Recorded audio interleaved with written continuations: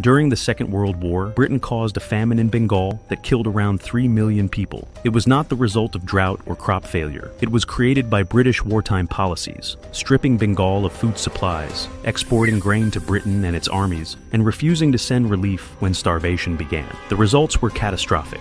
Bodies lay uncollected on village roads because there was no one strong enough to bury them. Children were abandoned at railway stations by parents who could not feed them. Families sold their sons and daughters for a handful of rice. In some places, survivors ate grass, weeds, or even human remains. By late 1943, whole communities had disappeared. This disaster was made worse by decisions from the very top. Winston Churchill and his cabinet diverted food shipments away from India, even as reports of mass starvation arrived. Australia sent ships of wheat, but Britain redirected them to stockpiles in Europe and the Middle East instead of Bengal.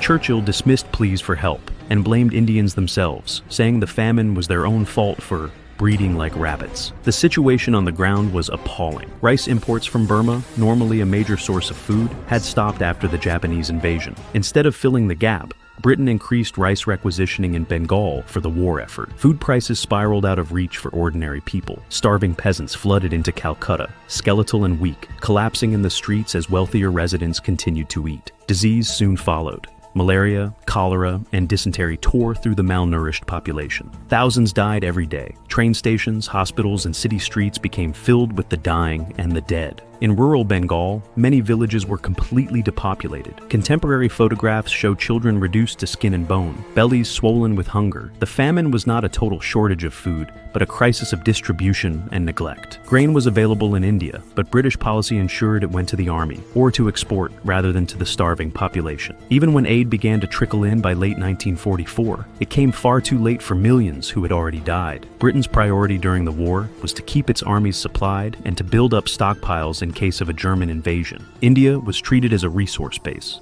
Food, raw materials, and manpower were extracted to fuel the empire's survival. Bengal was particularly vulnerable, since Japanese forces had invaded Burma and were threatening India's eastern border. British commanders imposed denial policies in coastal Bengal, seizing boats and destroying rice stocks to prevent them falling into Japanese hands. This left rural populations with no transport and no reserves when the famine began. In Britain itself, the famine received little attention. Newspapers were censored, and most of the population was focused on the war in Europe. The death toll in Bengal, about 3 million, was greater than all British civilian deaths in the entire war, but it was largely invisible to the British public at the time. For India, the war was very real. Millions of Indian soldiers fought overseas for the Allies, while at home, the colony was drained of food and resources. Historians now describe the Bengal famine as one of the worst atrocities